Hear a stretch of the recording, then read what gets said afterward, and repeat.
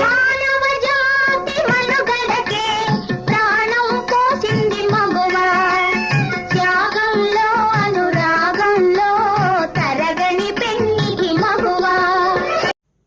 చిత్రవధకి స్వాగతం మిత్రులారా. నా పేరు ఉదయ్. అసలు ఈ చిత్రవధ అంటే ఏంటి, ఈ ఛానల్ ఎందుకు మొదలు పెడుతున్నాం తెలుసుకునే ముందు కొంతసేపు మనం సీతారాముల ఈ అరణ్య ప్రయాణం గురించి, అరణ్యవాసంలో వారు చేసిన ప్రయాణం గురించి కొంతసేపు తెలుసుకుందాం. దానికి దీనికి చాలా ముఖ్యమైన లింక్ ఉందన్నమాట. అయితే సీతారాములు ఎక్కడో ఉత్తర దిక్కున అయోధ్య దగ్గర సరయూ నది తీరంలో వారి ప్రయాణం మొదలుపెట్టారు. కొన్ని వందల యోజనాలు, కొన్ని వేల కోసల దూరం ప్రయాణం చేశారు. అందులో దండకారణ్యం, ద్వైతారణ్యం, నైమిషారణ్యం, కమ్యకారణ్యం లాంటి కీకారణ్యాలు దాటుకుంటూ వచ్చారు. సరయూ నదితో పాటు గంగ, గోదావరి, కృష్ణ, కావేరి, తుంగభద్ర, భగీరథి, తంస, యమున, సాయందిక, గోమతి, మాల్యవతి అనే నదీ ప్రాంతాలు మొత్తం దాదాపు భారతదేశం అంతా ఈ వాళ్ళు అరణ్యవాసం పేరుతో మొత్తం అంతా నడుచుకుంటూ వెళ్ళారు. తర్వాత జరిగింది ఏంటో మనకు తెలుసు. సీతా అపహరణ జరగటం, తర్వాత రామయ్య వెళ్ళటం, తర్వాత పెద్ద యుద్ధం, ఇదంతా తెలిసిందే. కానీ నా పాయింట్ ఏంటంటే, ఈ ప్రాంతాలన్నీ తిరిగినప్పుడు, మన దక్షిణ భారతదేశంలో కూడా తిరిగారు కదా, తిరిగినప్పుడు సీతాదేవి కానీ రాముడు కానీ వీరి పాదధూళి, ముఖ్యంగా సీతాదేవి పాదధూళి ఎక్కడైతే తాకిందో, ఆవిడ పాదం నేలను ఎక్కడైతే తాకిందో, ఆ తాకిన చోటల్లా చెట్టు, పుట్ట, గాలి, నీరు మొత్తం అంతా కూడా పరమ పవిత్రంగా ఉండి, ఆ తర్వాత అక్కడ పుట్టుకొచ్చిన నాగరికత అయితేనేమి, అభివృద్ధి చెందిన తెగలైతేనేమి, జాతులైతేనేమి, మనుషులైతేనేమి, ఆ విధంగా పాజిటివ్ ఎనర్జీ. సీతాదేవి అంటే అది చాలా పవిత్రంగా ఉండటం అంటే ఏంటి, it's like just positive energy, అంతే కదా. చాలా మంచి పాజిటివ్ ఎనర్జీతో చక్కగా సీతాదేవిలాగా సహనం ఉండి, కొంచెం చక్కబెట్టే తత్వం ఉండి, సర్దుకు రాగలగటం, పరిస్థితిని చక్కదిద్దటం, అన్నిటికీ తట్టుకుని నిలబడటం, ఇవి అలవాటైనాయి. అయితే సీతాదేవి ఒక్కతే నడిచిందా, మన పాదం తాకిందా మన భూమి మీద? కాదు కదా. సీతాదేవితో పాటు బోళ్ళంది రాక్షసులు, మహామహులు ఎవరెవరున్నారు? శూర్పణఖున్నారు, మా పూతనక్కే ఉంది, తాటకి అక్కే ఉంది, కుంభని అని చెప్పి, సింహిక అని, బోళ్ళంత మంది రాక్షస పాపలందరూ బోళ్ళంత మంది నడిచారు ఇక్కడే. అయితే వీళ్ళు ఏం చేసేవారంటే అండి, ఇప్పుడు నార్మల్ మానవులు, సాధారణంగా మనుషులు, మనం ఎవరన్నా అనుకోండి, పిల్లలు కనాలంటే పెద్ద ప్రాసెస్ ఉంటుంది. 9 నెలలు 10 నెలలు గర్భం మోయాలి, ఆ తర్వాత పాపో బాబు పుట్టడం, ఇదంతా జరుగుతుంది. కానీ వీళ్ళు రాక్షసులు కదా. వీళ్ళు తిరగడానికి చాలా అందంగా సుందర రూపంలో తిరిగేవారు.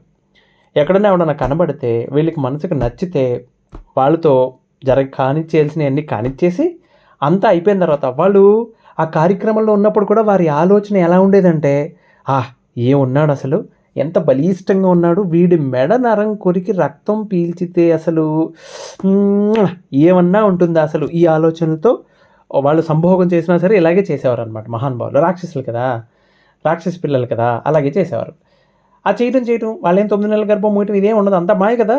చేయటం, తర్వాత లటక్కన బజ్జలోంచి ఒకరిని తీసో, ఒక లేడీని తీసో టప్మని నేల మీద పాడేయటం, విసిరేయటం, అక్కడ వెళ్ళిపోవడం. అక్కడ నుంచి వెళ్ళిపోయే ముందు ఏం చేస్తారు, డ్రాక్యులా టైప్లో మెడ నరం కొరికి కచక్కన బ్లడ్ మొత్తం జుమ్మని లాగేస్తారు బయటికి.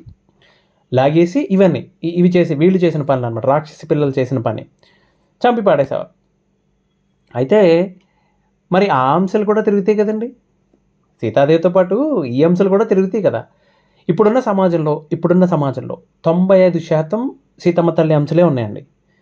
అంటే మీరు అనొచ్చు, 95% అంటారా, ఇన్ని దారుణాలు జరుగుతున్నాయి అక్కడ. ఇన్ని దారుణాలు జరిగినా కానీ మన దగ్గర 150 కోట్ల జనాభా ఉందనుకుంటే, మహిళల శాతం ఎంత ఉంటుంది, 49% అనుకుంటా ఉంది కదా. 2023 లెక్కల ప్రకారం 49% ఉందంటే దాదాపు 70 కోట్ల పైమాటే ఉన్నారు.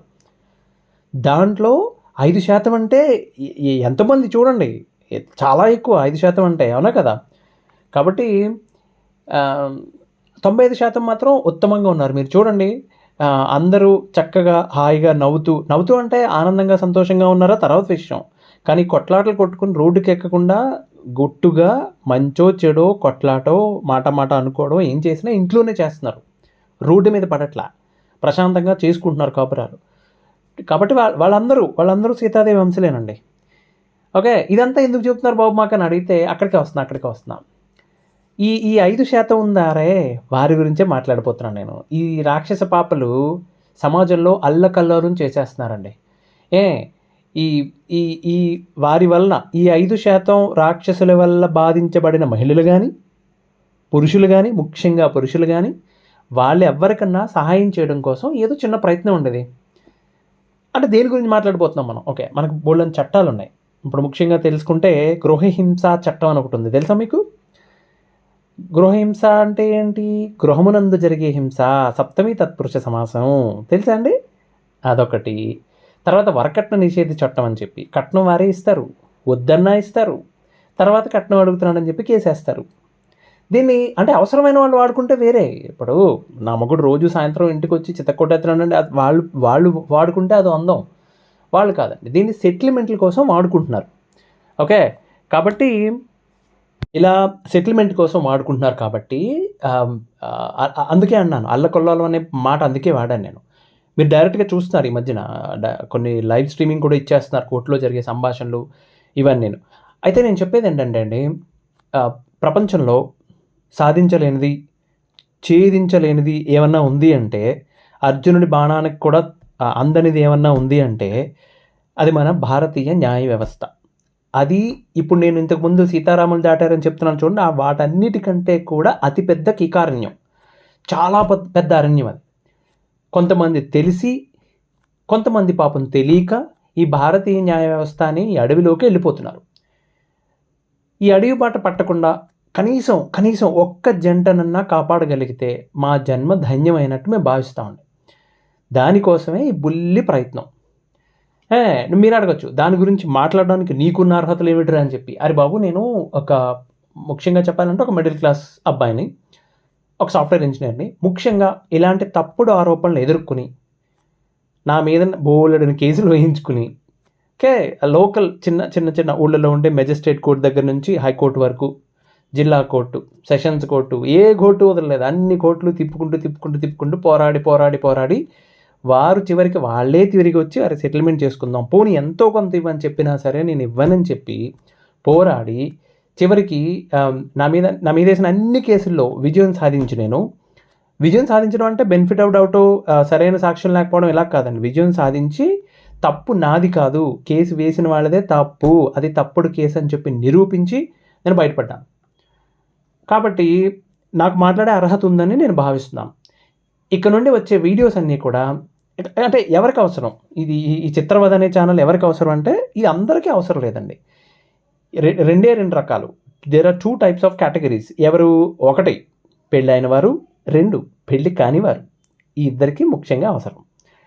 అతి ముఖ్యంగా ఎవరికి అవసరం అనుకుంటున్నారు? పెళ్లి చేసుకోబోతున్నాం అనుకుంటారు, లేకపోతే కొత్తగా పెళ్ళయింది అనుకుంటారు చూడండి, వారికి చాలా ముఖ్యం అండి. ప్రీ మ్యారిటల్ కౌన్సిలింగ్ అంటారు కదా, అలాగే ఏదైనా ఒక దిక్కుమాల పని చేద్దాం అనుకున్నప్పుడు దానికి కొంచెం కౌన్సిలింగ్ తీసుకుంటే తప్పులు చేయకుండా ఉంటారు. ఓకే, ఇరుక్కోకుండా ఉంటారు. మీరు అనుకుంటారు చట్టం ఆడవాళ్ళ పక్కన ఉంది, చట్టం మగవాళ్ళ పక్కన ఉంది. లేదండి, చట్టం ఆడవాళ్ళ పక్కన లేదు, ఎవరి పక్కన లేదు, దానిపైన చేసుకుంటూ ఉంటుంది. నేను చెప్తున్నా కదా, భారతీయ న్యాయ వ్యవస్థని అర్థం చేసుకోవడం కూడా చాలా కష్టమైంది. ఈ విషయం మీకు ఒక లాయర్ చెప్తేనో, ఒక జడ్జి గారు చెప్తేనో కథ వేరేగా ఉంటుంది, ఒక కౌన్సిలర్ చెప్తేనో కథ వేరే ఉంటుంది. బట్ దాని ద్వారా ఆ అడవిలోకి వెళ్ళి ఏ క్రూర మృగానికి దొరకకుండా వెనక్కి వచ్చినట్టు ఎవడన్నా చెప్తే కథ వేరే ఉంటుంది. మీకు విషయం అర్థం అవుతుంది.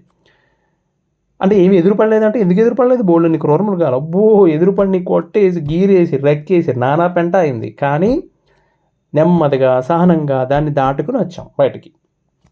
చెప్తున్నాం కదా, అందరూ ఇలా ఉండరు కదా. ఇప్పుడు అందులో నేను ఇప్పుడు ఇంత సీతాదేవి గురించి ఇంత అలా ఎందుకు చెప్పానంటే, ఆ జడ్జి స్థానంలో కూడా ఉండొచ్చు. మన అదృష్టం బాగుంటే సీతమ్మ తల్లే రావచ్చు ఆ జడ్జిలా. నన్ను కూడా కాపాడింది అలాంటి ఆవిడే. అందుకనే నేను ఈ చిత్రవద అనే ఛానల్కి నేను ఎంచుకున్న పాట అది. కాబట్టి చిత్రవదకి స్వాగతం మిత్రులారా, మళ్ళీ కలుద్దాం. అంతవరకు సెలవు.